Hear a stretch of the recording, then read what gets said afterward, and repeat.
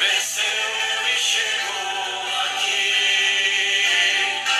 E falarei e cantarei de Jesus que me amou e que por este pecador a si mesmo se entregou. E falarei e cantarei de Jesus que me amou e que por este pecador a si mesmo se entregou. Foi graça, graça, superabundante graça. Graça, graça, preciosa e doce graça. Foi graça e mais, eu vos digo que foi assim. Foi só pela graça de Jesus que eu venci e cheguei aqui. E falarei e cantarei de Jesus que me amou e que por este pecador a si mesmo se entregou. Foi graça, graça, superabundante graça. Graça, graça, preciosa e doce graça. Foi graça e mais, eu vos digo que foi assim. Foi só pela graça de Jesus que eu venci. Graça e paz a todos, eu sou o reverendo Gilberto Rebouças e nós estamos para mais uma live aqui, hoje à noite, para mais uma reflexão, né, da Palavra de Deus nosso Pai. Desejamos uma bênção de Deus sobre a vida de todos aqueles que nos seguem no Instagram e em todas as redes sociais. Hoje, 21/7/2020, e nós estamos para mais uma meditação. Dando já quase um final de noite, nós estamos aqui para meditarmos na Palavra de Deus. E eu queria que você abrisse sua Bíblia comigo no capítulo 17 do Evangelho de Lucas. Hoje eu vou falar, nós vamos refletir sobre a segunda vinda de Cristo. O Evangelho de Lucas, capítulo 17, versículo 10, Jesus vai falar sobre a sua segunda vinda.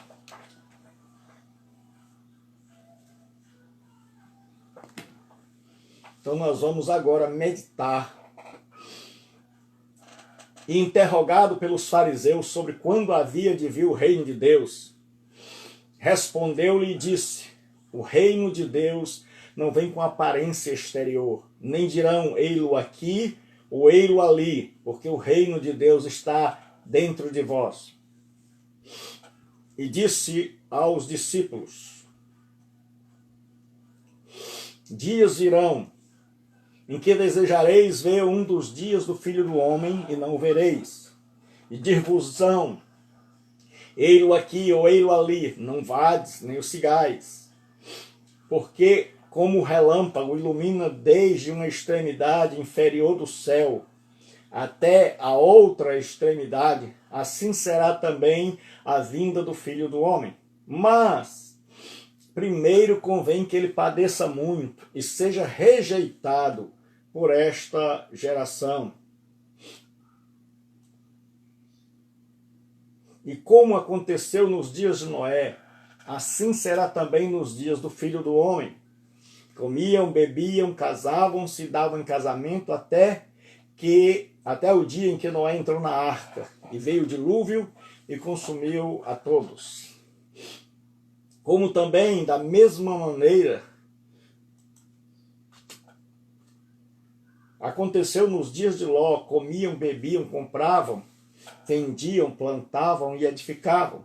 Mas no dia em que Ló saiu de Sodoma, choveu do céu fogo e enxofre e consumiu a todos. Senhor nosso Deus e nosso Pai, nós estamos em Tua presença nesta noite, pedimos a Tua unção e a Tua direção e a Tua graça para que possamos ministrar com graça, com unção, a Tua santa palavra, em nome de Jesus. Amém. Jesus Cristo veio a primeira vez que é encontrada nos evangelhos. E ele veio aqui para realizar uma obra de salvação. Ele veio aqui para o que a gente chama na teologia de morte vicária, de morte substituta, para morrer a minha morte, a sua morte, para pagar os nossos pecados. Mas ele prometeu que ele há de vir uma segunda vez. E é esta segunda vez que nós estamos aguardando, que os cristãos do mundo inteiro aguardam.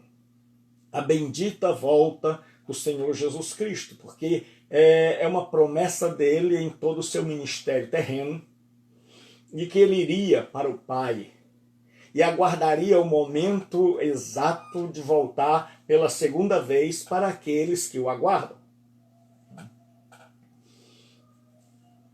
E há um texto na Escritura que diz que ele veio a primeira vez por sangue, ou seja, para derramar o seu sangue por nós. E na segunda vinda ele virá para aqueles que o aguardam. E hoje nós vamos falar dessa segunda vinda de Cristo. Como será essa segunda vinda de Cristo? Deus abençoe a todos. Como será o modo dessa segunda vinda de Cristo? Ela será precedida por uma vinda interior. Jesus diz assim, capítulo 17 de Lucas, para quem chegou agora, versículo de número 20 em diante, a segunda vinda. Como será o modo dessa segunda vinda? Como Jesus Cristo virá? Ele diz que essa segunda vinda será precedida por uma vinda interior. Interrogado pelos fariseus sobre quando havia de vir o reino de Deus, respondeu-lhe e disse: o reino de Deus não vem com aparência exterior, nem dirão, ei-lo aqui ou ei-lo ali, porque eis que o reino de Deus está dentro ou entre vós. O que acontece? Qual é o contexto? Os judeus tinham uma crença de que o Messias, o prometido, o Salvador do mundo, prometido pelos profetas, pela lei, que viria salvar os homens dos seus pecados, ele viria para estabelecer um reino que jamais teria fim. E esse reino teria como cabeça das nações, como principal alvo, os judeus. Então os judeus esperavam um reino político.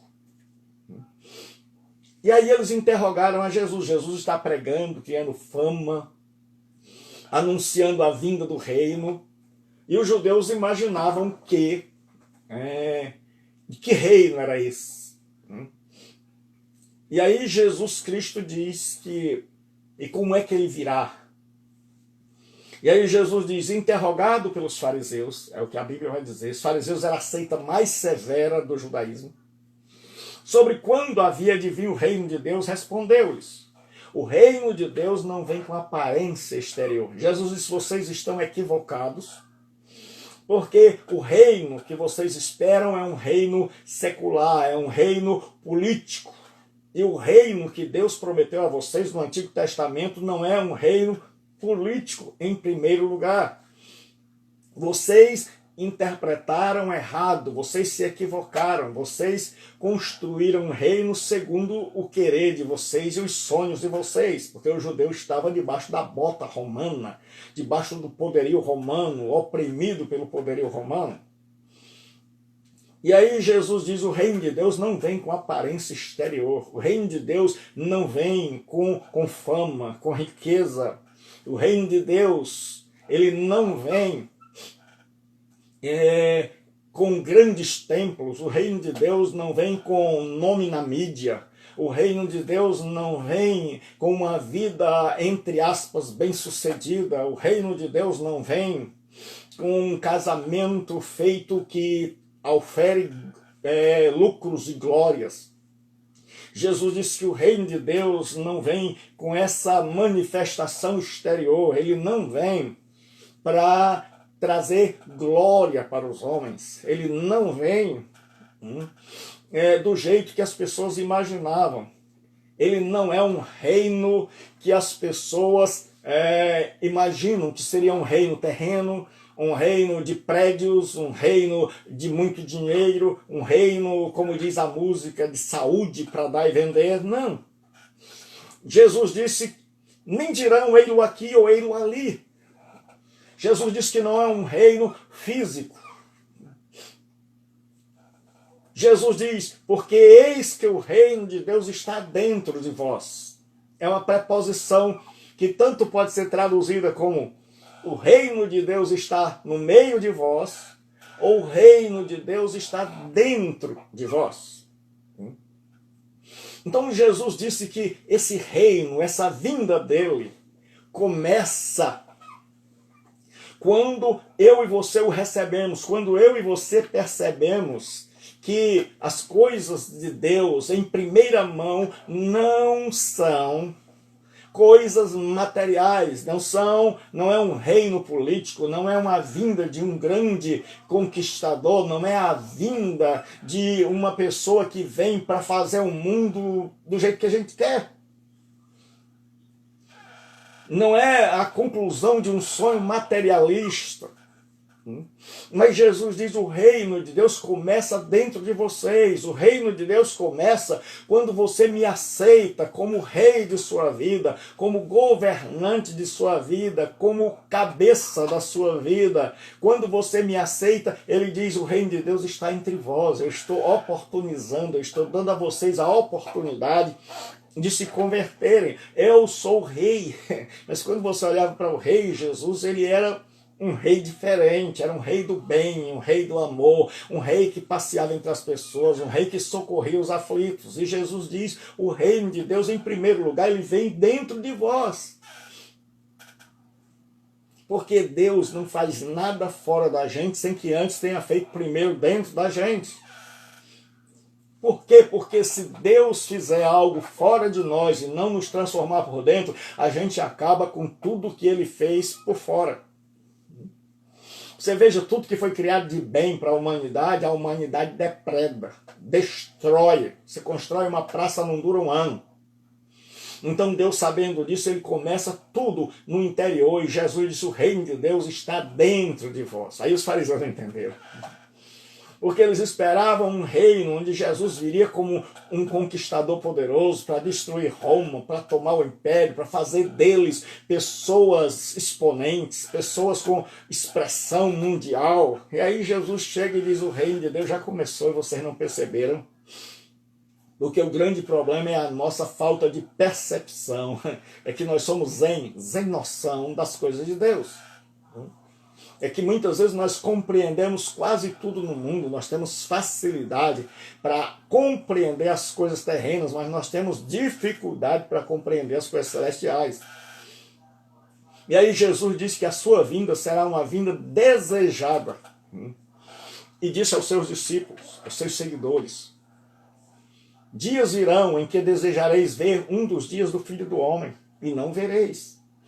E dir-vos-ão ei-lo ali, ou ei-lo aqui, não vades nem sigais. Jesus disse, olha, vai chegar um momento, depois da minha morte, quando ele está ali na Palestina pregando, ele olha para os discípulos e diz, olha, eu vou morrer, vou ressuscitar, vou subir ao céu e vou esperar um tempo até que vocês levem o evangelho a todas as nações e as pessoas tenham a oportunidade de crer ou não. Porque é por isso. Jesus veio, fez a parte dele, desculpa, morreu na cruz, subiu ao céu, está sentado à direita de Deus. Isso significa que ele completou sua obra. Porque o sacerdote do Antigo Testamento só podia sentar depois de realizar a obra.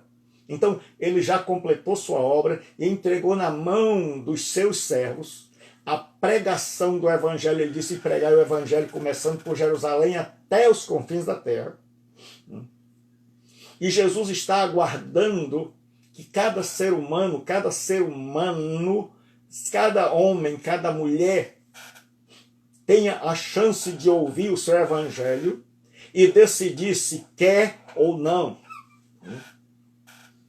Um dia um homem me perguntou e disse: pastor Gilberto Rebouças, porque o seu Deus é poderoso? Eu disse: é. E se ele é poderoso, por que não destrói o diabo? Eu disse: por sua causa. Ele disse: como assim? Eu disse: porque se só tiver um mercantil no seu bairro, uma loja no seu bairro, você compra nela, querendo ou não, por falta de opção. Se Deus destruir o diabo, você vai ser de Deus por falta de opção. Então Deus deixa o diabo viver solto por aí até o dia em que você se decidir. No dia que você se decidir é o fim do diabo. Então o diabo está solto para criar um mundo, para que as pessoas tenham a alternativa de dizer: olha, eu quero esse mundo criado pelo diabo, ou eu quero o reino de Deus. E aí quando se decidir, aí Deus Deus faz uma ação, Deus intervém na história. Mas até então Deus está deixando sua igreja levar o evangelho. Levar o evangelho por todos os meios. E então, cada homem, cada ser humano hoje, você que me ouve, está tendo a oportunidade de aceitar ou de rejeitar. E Jesus diz que a sua vinda seria desejada, os seus dias. Ele disse ao seu discípulo: dias virão em que desejareis ver um dos dias do Filho do Homem, não vereis.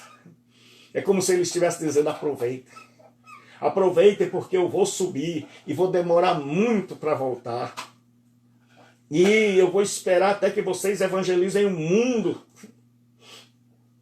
E Jesus disse: vocês vão desejar ver um dia, vocês vão lembrar desses dias em que eu estive aqui com vocês, curando, socorrendo, tirando o aflito da sua aflição.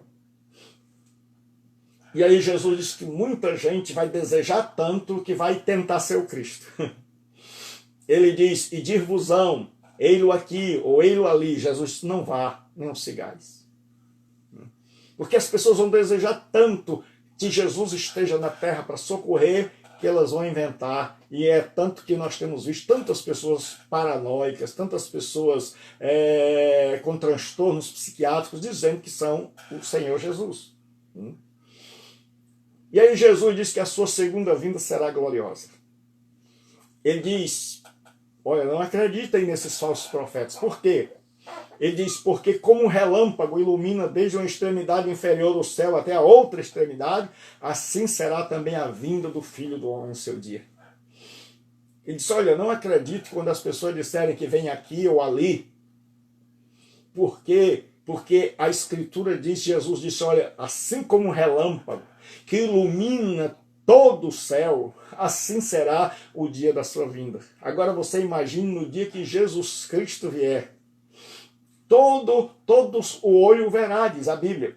Até mesmo os romanos, até mesmo aqueles que o traspassaram. Todo olho o verá. Quando Jesus voltar, ele voltará de forma visível. E aqueles que o rejeitaram vão se arrepender de tê-lo rejeitado.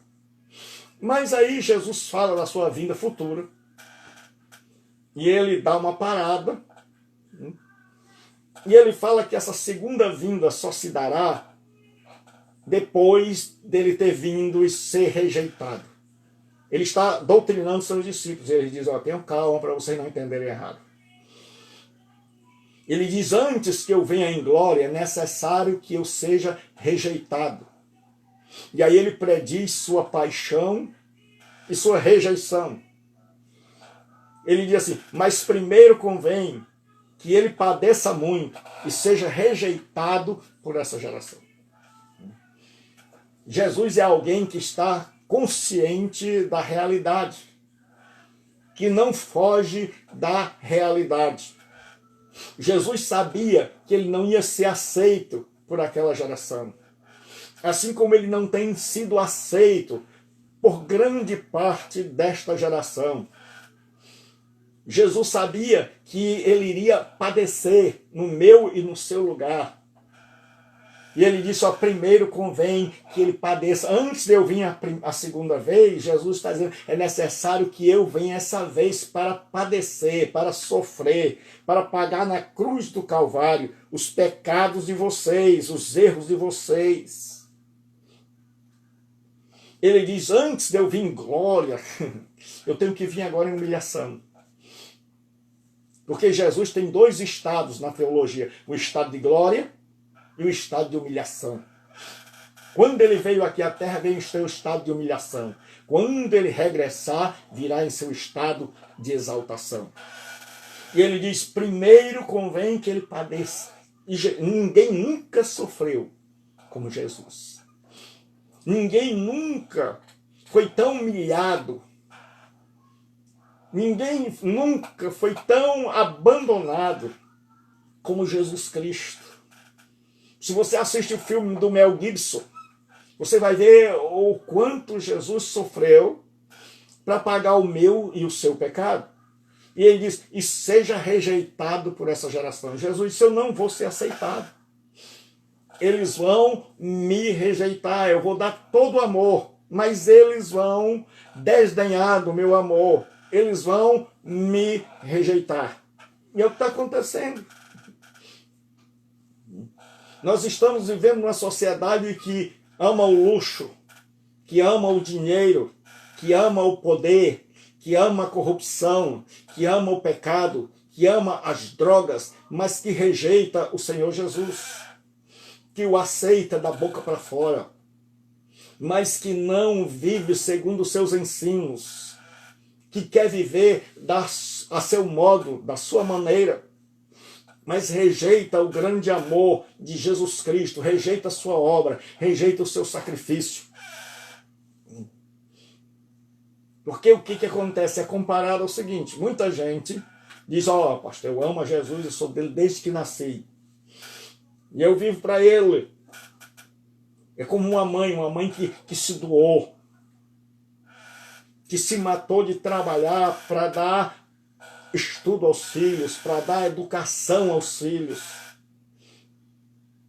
E depois esses filhos a rejeitam, não a querem como mãe, têm vergonha dela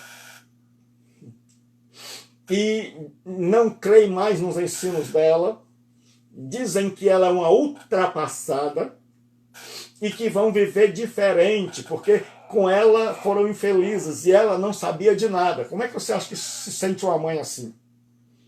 Que fez tudo pelos filhos, que perdeu a vida dela, que não casou de novo, que o marido abandonou, que ela viveu para os filhos, que os ensinou, que durante a noite, antes de dormir, ela chegava e ensinava o caminho que eles deviam andar. Mas aí eles cresceram, estudaram, e aí eles dizem: a mamãe não sabia de nada, a mamãe era ultrapassada, a mamãe era obsoleta, arcaica. Assim o povo faz com Jesus Cristo. Ele veio, ensinou, deu a vida. Aí o fulaninho não pode entrar numa faculdade, não pode fazer um curso, que ele já se acha o tal, se acha acima de Jesus Cristo. Acha que Jesus é obsoleto, que o cristianismo é obsoleto, que é ultrapassado, que agora que tudo é tabu, que tem que quebrar todos os tabus, que religião não interessa. E aí ele rejeita, e ele, quando você fala de Jesus Cristo, ele torce a cara, ele faz cara feia e ele não gosta, porque ele acha que esse Jesus que por ele morreu é um Jesus ultrapassado. E aí Jesus diz que a segunda vinda revelará a indiferença da sociedade. Que quando ele vier, a sociedade estará vivendo em profunda indiferença. Olha o que ele diz: e como aconteceu nos dias de Noé, assim também será nos dias do Filho do Homem. Comiam, bebiam, casavam e davam-se em casamento até o dia em que Noé entrou na arca e veio o dilúvio e consumiu a todos. Jesus disse, olha, qual era o grande problema nos dias de Noé? O povo estava todo indiferente, a ameaça estava vindo, o juízo estava vindo, mas eles não perceberam. Eles estavam presos ao materialismo. E o que eles faziam? Eles comiam, bebiam, casavam e davam casamento. E você pergunta, pastor, qual é o erro nisso? Nenhum. Não existe nenhum erro em comer, beber, casar e dar em casamento. Qual era o grande erro? É que eles só pensavam nisso. É que a vida deles se transformou numa vida secularizada, que eles não pensavam no porvir, não pensavam em juízo. Para eles não existia juízo, o juízo estava às portas, mas eles não pensavam. E eles viviam como se a conta nunca viesse, como se eles pudessem gastar à vontade e nunca tivessem que pagar a conta. E aí Jesus diz, até o dia em que Noé entrou na arca, e veio o dilúvio e os consumiu a todos. Jesus diz, quando veio o juízo, eles não estavam preparados, porque estavam imersos no materialismo. Aí Jesus abre um segundo precedente. Jesus diz, como também da mesma maneira aconteceu nos dias de Ló. Comiam, bebiam, compravam, vendiam, plantavam, construíam. Estavam vivendo a vida. Mas estavam vivendo indiferentes ao juízo de Deus. Aí Jesus disse, mas eles estão vivendo assim. Mas no dia em que Ló saiu de Sodoma, choveu do céu fogo e enxofre e consumiu a todos. Jesus está dizendo que a sociedade estava indiferente. E duas coisas tem aqui. Primeiro, Jesus diz, quando Noé entrou na arca, veio o dilúvio. Depois ele diz, quando Ló saiu de Sodoma, veio fogo. Duas destruições. Mas, antes disso, alguém foi arrancado de lá. Alguém foi resgatado de lá. Noé e a família, Ló e as filhas foram resgatados. E é isso que Jesus quer fazer antes dele vir a segunda vinda. É resgatar o maior número de pessoas deste mundo. É salvar um monte de pessoas. É resgatar pessoas que estão vivendo sem se preocupar com o amanhã. Pessoas que estão vivendo só pensando em casar, comprar, edificar e que não estão pensando que Jesus vai voltar e que o juízo virá com a sua volta. E que vai pegar muita gente desprevenida, muita gente sem saber, muita gente de surpresa. E ele diz, mas olha, quando Noé entrou na arca, veio o dilúvio. Quando Ló saiu de Gomorra, ele está esperando por você. Ele está esperando a sua decisão. Talvez a última pessoa a se decidir seja você que está me ouvindo.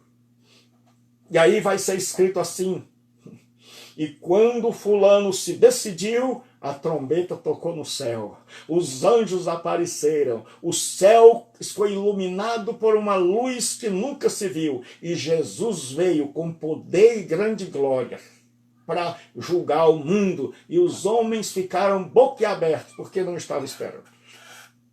E o que você vai fazer? Mas hoje, assim como Deus, antes de destruir com o dilúvio, tirou Noé e família, antes de destruir Sodoma e Gomorra com fogo, tirou Ló e as filhas, hoje Deus quer tirar você. A pergunta é, você quer sair? E aí termina dizendo assim, mas no dia em que Ló saiu de Sodoma e Gomorra, choveu do céu fogo e enxofre. Aí Jesus conclui seu discurso. Assim será no dia em que o Filho do Homem vier. Quando Jesus vier, ele vem em glória, ele vem com poder, ele vem para buscar aqueles em quem ele começou um reino no coração. Hoje Jesus quer entrar no teu coração e começar a governar a tua vida. E se você crê nele, ele disse, olha, o reino está ali, está no meio de vós, está acessível a qualquer pessoa. Você hoje pode se tornar súdito desse reino. E Jesus quer que você se arrependa. Porque ele disse antes, convém que ele seja rejeitado e sofra. Ele veio, sofreu, morreu na cruz, ressuscitou, foi rejeitado, mas muitos o aceitaram e estão aceitando. E ele está aguardando até que esse evangelho alcance todas as pessoas, para que todas as pessoas tenham a oportunidade de dizer sim ou não. É por isso que às vezes você fica até chateado, porque se você liga a televisão tem evangelho, se você liga o rádio tem evangelho, se você liga o computador tem evangelho, se você liga o celular tem evangelho, se você vai nas redes sociais tem evangelho, você está assim, você muitas vezes está chateado, você não sabe que é Deus dando oportunidade a você. Que cada vez que você ouve é uma oportunidade que Deus está dando, e cada vez que você rejeita é uma oportunidade a menos. E hoje à noite Deus está te dando mais uma oportunidade. Jesus disse, olha, quando eu vier os homens estarão tão despreparados que estarão pensando só em comprar, vender só no que é material, e é por isso que eles não perceberão a minha vinda. Quando eles perceberem vai ser tarde demais. E assim como Deus salvou a Ló antes de destruir Sodoma, e assim como Deus salvou a Noé antes de destruir com as águas do dilúvio, Deus antes da vinda de Jesus, para julgar esse mundo, Ele quer entrar no teu coração. Jesus disse, o reino de Deus está entre vós. Ele disse, eu estou começando um reino e eu estou chamando você para participar desse reino. E o que ele exige? Que você se arrependa dos seus pecados e que você creia nele. Então hoje à noite, o invoque, peça a ele que perdoe seus pecados. Medite nisso que eu estou te dizendo. Não deixe que isso se acabe quando eu terminar aqui a live. Fique meditando nas palavras, veja se o que eu disse faz sentido. Pegue o texto em Lucas, pegue uma Bíblia, até no celular tem, você coloca Lucas 17 e você lê e veja se faz sentido o que eu disse. E medite, e passe a semana pensando nisso. E hoje Jesus te chama. E hoje Jesus diz, olha, eu te amo, eu quero mudar a tua vida. E agora a decisão é sua. Não importa onde você esteja, nem o que você fez. Jesus quer salvar a tua alma, quer perdoar teus pecados. Ele veio e ele disse, olha, eu tenho que padecer e ser rejeitado. Será que você iria dar a vida por alguém sabendo que você iria sofrer por isso e mesmo assim você ia ser rejeitado? Mas ele veio, morreu, foi rejeitado pela imensa maioria, mas foi aceito por uma minoria. E hoje acontece do mesmo jeito. Jesus está sendo rejeitado por uma imensa multidão, mas ele está sendo aceito por aqueles que verdadeiramente o querem. E eu convido você a meditar naquilo que você ouviu. E eu convido você, se você já entendeu, que você se arrependa, que você se volte para Deus em fé, acreditando que Jesus morreu no seu lugar e no meu lugar. E que se ele pagou os meus pecados, então eu posso ter perdão e posso ter nova vida. Que Deus te abençoe. Todas as noites, se Deus nos der força, nós estaremos aqui às 23h30 pelo Instagram, pregando a palavra de Deus, para que você cada noite tenha uma chance. Agora lembre, a cada noite que você rejeita, a cada vez que você rejeita, a cada dia que passa, é uma oportunidade a menos, é um dia a menos. Porque hoje é um dia a menos na nossa vida. Amanhã à noite será 2 dias a menos. Depois de amanhã, 3 dias a menos. E eu tenho todo dia live pelo Facebook, às 12 horas. Comunidade Bíblica Online, às 12 horas, todos os dias. E todas as noites eu dou aula de teologia às 20 horas. Amanhã você é meu convidado para assistir uma aula de teologia às 20 horas. Então, deixe sua vida nas mãos do Senhor. Então lembre-se, todos os dias às 23h30, que é um horário que dá para você já estar em casa, que é um horário que você está na rua, que é um horário que você, onde você tiver internet, Deus está chamando você.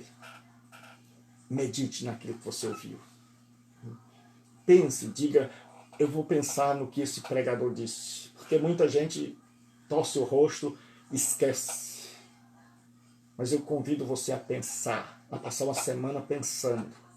E amanhã, se Deus permitir, às 11h30 da noite, já perto da madrugada, nós estaremos de novo. E ao meio-dia, pelo Facebook, Comunidade Bíblica Online. Ao meio-dia, pelo Facebook. No domingo, 10 da manhã. No domingo, 10 da manhã, pelo Facebook. E todos os dias, ao meio-dia, pelo Facebook. E pelo Instagram, todos os dias, à noite, às 23 horas. Deus abençoe. Deus abençoe sua família. Deus abençoe seu lar. Deus abençoe sua vida. Todos aqueles que estão me seguindo. Todas aquelas, que Deus abençoe. Que Deus alcance suas famílias. Que Deus restaure sua vida. Que Deus revele-se a você. E que a luz do Espírito Santo resplandeça sobre a sua vida. E Deus abençoe e tenha uma boa noite. Aqui eu me despeço, Reverendo Gilberto Rebouças, para a glória do Senhor Jesus Cristo, para abençoar a sua vida. Deus abençoe em nome de Cristo.